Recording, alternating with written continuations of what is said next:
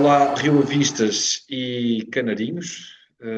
Mais uma vez aqui o episódio do Quem Vem Lá. Comigo, Tiago Sencadas e desta vez a nossa convidada é a historialista Diana Sanches. Antes de avançarmos para a nossa conversa, queria pedir-vos só que subscrevessem aqui o canal Verdes Anos 1939. E vamos então para a nossa conversa, Diana.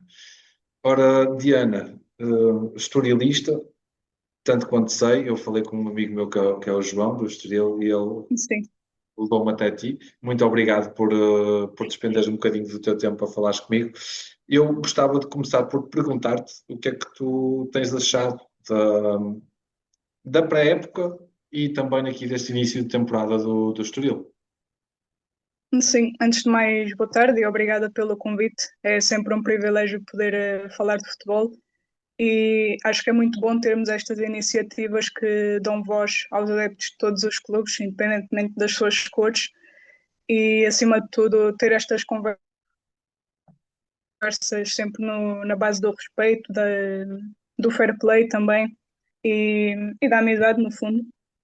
Vou aproveitar aqui só numa nota muito rápida, se me permites, para mandar um cumprimento especial ao João Borges, que pronto, sei que é vosso adepto e agora faz parte dos órgãos, se não me engano. Eu conheci-o há 10 anos no hino do Fair Play, que foi uma iniciativa feita pela Liga NOS na altura, e ficou uma boa amizade. Ainda na época passada me encontrei com ele no jogo aí, e portanto deixar-lhe aqui esse cumprimento especial. Não sei se ele costuma acompanhar aqui o vosso programa, mas fica aqui esta nota. Muito Em relação ao Estoril, uh, o que eu tenho achado, e vou começar aqui pela pré-época, uh, tivemos aqui bons resultados na pré-época. Aqui um salto de valor àquilo que são os resultados na pré-época, porque obviamente que é bom para os treinadores tirarem as suas conclusões e as suas ilações, mas nem sempre permite aos adeptos terem uma ideia muito assertiva daquilo que realmente vai ser a equipa que irá disputar a temporada pelo clube. E até posso lembrar-me que aqui há uns anos tivemos uma pré-época muito boa, se não me engano, sem nenhuma derrota, e depois no final até acabámos por descer de divisão. E portanto acho que a partir daí deixei de dar assim tanto valor àquilo que são os resultados da pré-época. No entanto, quanto a esta pré-época de Estoril, tivemos este saldo que referi agora. Destes jogos, apenas os jogos com o Torriense e com o Belenenses, que deram ambos em empate, foram à porta aberta. Não vi com muita atenção o jogo com o Torriense, porque não estive no estádio, estava a dar na televisão, mas não estive assim a dar muita atenção. Pelo que li em jornais, o Torriense teve assim um certo ascendente, mas também se calhar devido ao facto de eventualmente ter uma preparação mais adiantada, porque ia disputar a Supertaça com o Futebol Clube do Porto daí a uma semana, e talvez por isso tivesse as suas ideias mais acertadas e, e mais bem preparadas. O jogo com o Belenenses também acaba por não permitir tirar assim muitas conclusões, porque na manhã desse dia tínhamos tido um outro jogo amigável com o Mafra, que vencemos por 3-0, e depois no jogo com o Belenenses, que foi à tarde, acabámos por disputar o jogo com um 11 inicial composto por muitos jogadores habituais suplentes e também sub-23. E por isso não dá exatamente para ter, pronto, para ter uma ideia daquilo que depois seria a equipa que iria começar a época oficialmente. E destes dois primeiros jogos oficiais, o que é que tu achaste da equipa? É assim, eu acho que vou usar um bocado aquilo que disse para os jogos da pré-época. Acho que não foram os melhores jogos para tirar conclusões. Temos um primeiro jogo em que empatámos em casa com o Famalicão por uma bola. Acho que foi aquele típico jogo de início de época, assim um bocadinho morno, também ser o jogo que abre o campeonato, numa sexta-feira à noite. Estávamos com ascendente no jogo e o Famalicão acaba por marcar, ainda durante a primeira parte, e já na segunda parte acabámos por empatar ali, penso que por volta dos 72, 73 minutos, por intermédio do Begraoui. Ficou uma sensação que, com um bocadinho mais de acerto, podíamos eventualmente ter saído com mais qualquer coisa do jogo, mas acho que no fim de contas o empate acaba por ser justo, porque lá está, foi um típico jogo de pré-época, as equipas assim, se calhar ainda com alguns resquícios daqueles jogos de pré-época, ainda pronto, sem se conhecerem muito bem, pronto, apesar de, no caso de Estoril, não ter feito ainda muitas contratações, mas saíram os jogadores e, portanto, a equipa ainda não estaria plenamente entrosada entre si. Depois, na semana passada, temos o jogo com o Nacional, que, mais uma vez, acaba por ser um jogo que não dá para ter assim muitas conclusões acerca dele. O Nacional entrou com mais iniciativa nos primeiros minutos, mais bola. A certa altura começámos a crescer no jogo, a ter algumas boas oportunidades que, muito por culpa do guarda-redes do Nacional, não nos permitiram marcar um golo.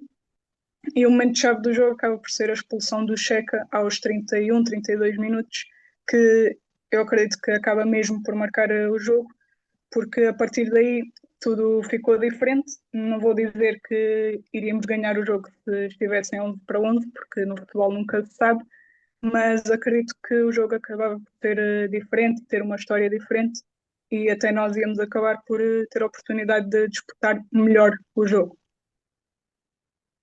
Muito bem. É assim, eu estaria a mentir se eu dissesse que vi os jogos do Estoril, ainda não vi nenhum. Durante a pré-época percebi que tinham tido uma vitória apenas com o Atlético. Um, e depois o resto dos resultados não foram tão positivos.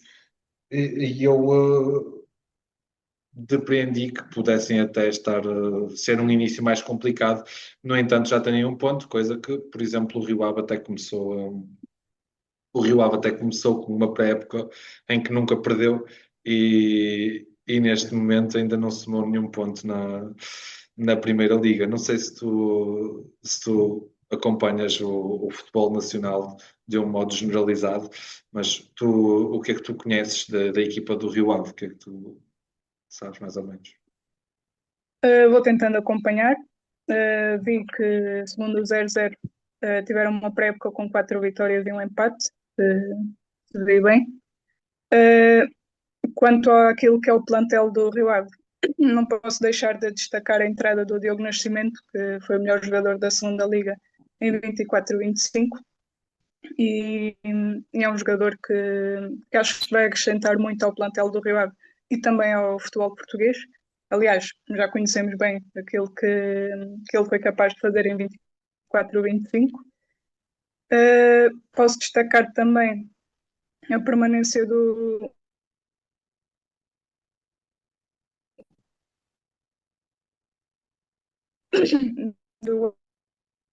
guarda-redes. Parece-me que é um guarda-redes muito. Tive a oportunidade de ver no 0-0 Samuel Alves, o Gustavo Mancha, o Nelson Nebe e o Galcic. Não conheço assim tão bem, mas o Nelson Nebe e o Gustavo Mancha penso que já estavam no Rio Ave, certo? Na época passada. Sim, o Mancha e o Nelson Nabi já cá estavam. O Mancha, o ano passado, por empréstimo, não sei se ele agora terá ficado a título definitivo, julgo que sim. Não, ao contrário, o Abi estava por empréstimo e agora está a título definitivo. O Mancha, julgo que sim, tenha sido empréstimo outra vez por parte do Olympiacos. Portanto, sabes que nós vivemos aqui neste momento. Eu julgo que o Estoril também pertence a um investidor, algo assim do género, pelo menos o futebol profissional. O futebol de formação é diferente e até tem uma iniciativa bastante interessante, o Estoril. Eu julgo que até aos sub-13 é um. Não é o Héler Cristóvão, mas é um jogador que já passou pelo Benfica, a Seleção Nacional, que está algo como diretor a assistir aquilo. Tem um projeto muito interessante que é todos os miúdos jogarem até aos sub-13. Por acaso, pronto, expressei aqui um bocadinho do tema. Só estava aqui a dizer que, pronto, que são projetos, embora passem por investidores, são um bocado diferentes o projeto do Estoril e do Rio Ave. Aliás, nós, entretanto, já fomos aí ao Estoril buscar o ano passado o diretor desportivo, que era Sim, não é o Boaz Tochave, ou foi o Boaz Tochave que teve por aí? Não, foi o espanhol, não foi o Ignácio, sim, sim. exatamente. o Sim, Inácio ele era Neves. presidente do SAD, sim, sim. E também teremos ido buscar mais alguém que agora está-me aqui a falhar a memória. Muito bem. O que é que tu esperas para o jogo de amanhã? Nós estamos a gravar a sexta-feira, jogamos Sim. amanhã. Eh, o que eu espero do jogo? Bem, são duas equipas que ainda não têm qualquer vitória. O Estoril com um empate e uma derrota e o Rio Ave com duas derrotas. Ainda assim, eu não acho que nenhuma das equipas vai mostrar assim nenhuma ansiedade em particular pelo facto de essa vitória ainda não ter chegado, porque ainda só houve dois jogos e ainda estamos naquela fase em que as equipas estão a conhecer-se umas às outras. Uh, e, por exemplo, no caso do Estoril, teve os tais dois jogos, o empate com o Famalicão e a derrota com o Nacional, em que fica a jogar com 10 muito cedo. E o Rio Ave tem um primeiro jogo em que também fica a jogar com 10, ainda com bastante tempo pela frente, na derrota com o Gil Vicente. E depois um jogo com o Porto, em que também não é daqueles jogos em que as pessoas possam tirar assim grandes conclusões, porque normalmente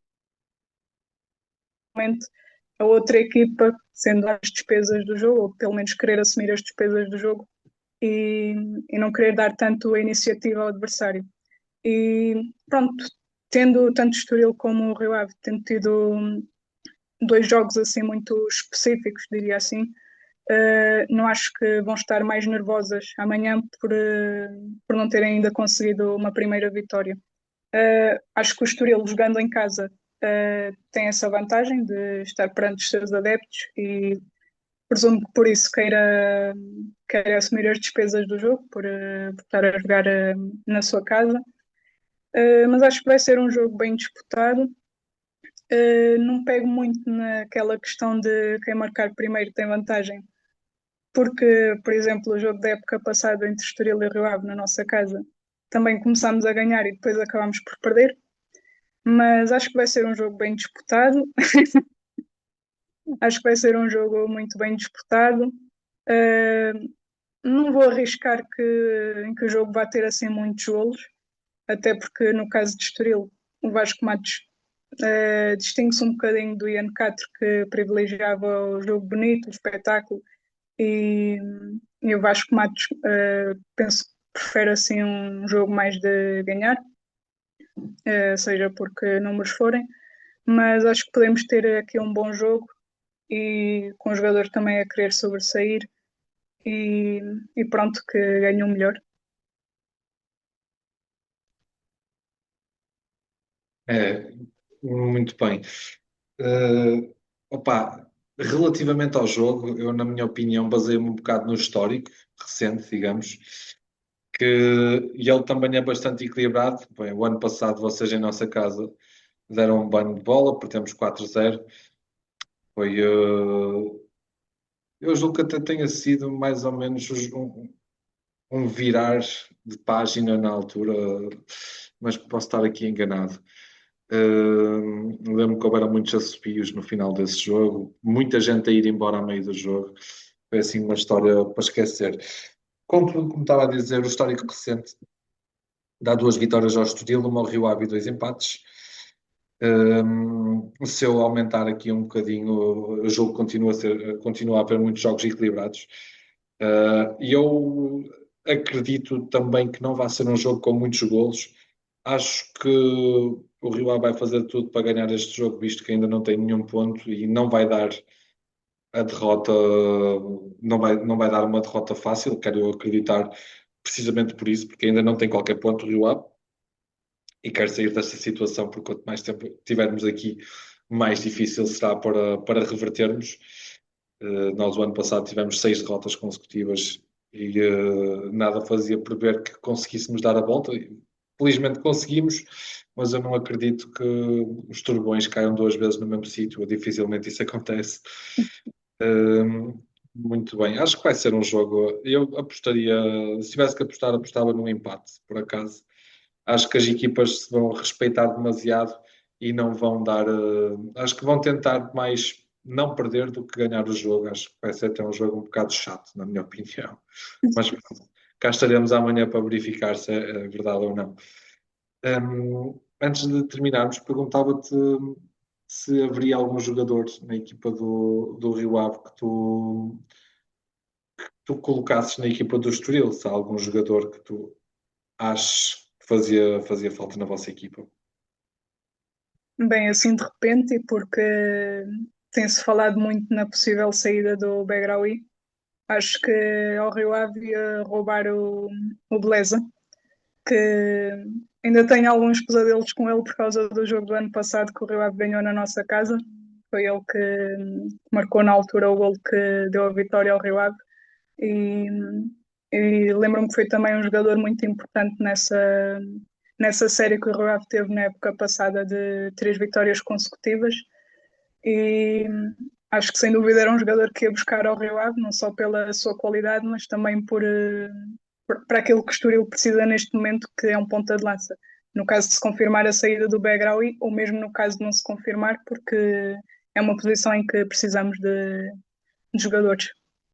Sim, curiosamente, eu também iria buscar o background e a equipa do Estoril, acho que principalmente pela época que fez o ano passado, e sendo que o Beleza, pronto, ele faz muitas vezes a posição de ponta de lança, mas ele também consegue jogar um pouco mais atrás, embora, na minha opinião, não tenha tanto rendimento.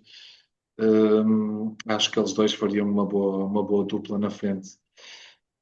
O ano passado, o Pedro Amaral ainda está no Estoril, já não? Não acabou o contrato e saiu. Penso que ainda esteja sem clube. E vocês agora têm o Vasco Matos. O Vasco Matos é um treinador experiente na Primeira Liga, com algum conhecimento, embora eu também preferisse o Ian Castro. Acho que ele fez um excelente trabalho aí no Estoril. Sim. Não sei se tens mais alguma coisa a acrescentar, se queres falar sobre mais alguma coisa.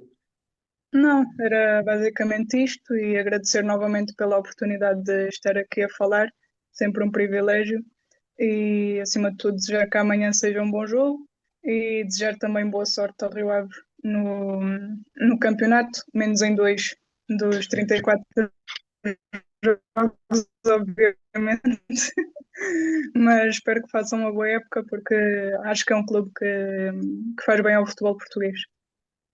Muito bem. Opa, é recíproco o desejo, não é? Eu também quero desejar-te uma boa época, menos contra nós, e espero que amanhã. Pronto, não desejo que vás a chorar para casa, mas eu também espero que não vás a sorrir. Pronto, agradecer-te aqui teres disponibilizado o teu tempo. Espero que na segunda volta possas também falar um bocadinho comigo. E é isso. Muito obrigado pelo teu tempo. Muito obrigado a quem assistiu ao nosso vídeo. Já sabem, se estão aqui pela primeira vez, por favor, subscrevam o canal e fiquem por aí para mais antevisões, salvo seja, e para mais conversas aqui no Quem Vem Lá. Diana, muito obrigado. Pronto, amanhã desejo que seja um bom jogo, embora desconfie Obrigada. que vai ser uma seca. E muito obrigado pela tua presença mais uma vez.